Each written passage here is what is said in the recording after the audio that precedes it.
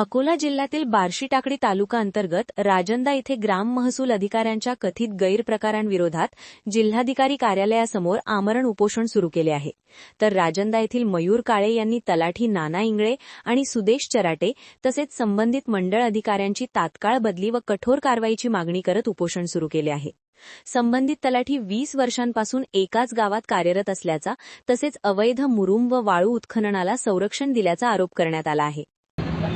आमची मागणी हेच आहे की जे राजंदा गावातील जे तलाठी आहेत दोन नाना इंगळे व सुदेश चराटे यांनी केलेल्या भ्रष्टाचाराची चौकशी करून त्यांना लवकरात लवकर निलंबित करावे। आम्ही तहसीलदार साहेबांना बरेच वेळा अर्ज दिले, 30 तारखेला आत्मदान सुद्धा केलं आणि श्रावणबाळ योजना, निराधार योजना, बरेच शेतकऱ्यांचे नुकसान झालेले आहे, त्यांची नुकसान भरपाई दिली नाही, असे यांनी बरेच भ्रष्टाचार केलेला आहे।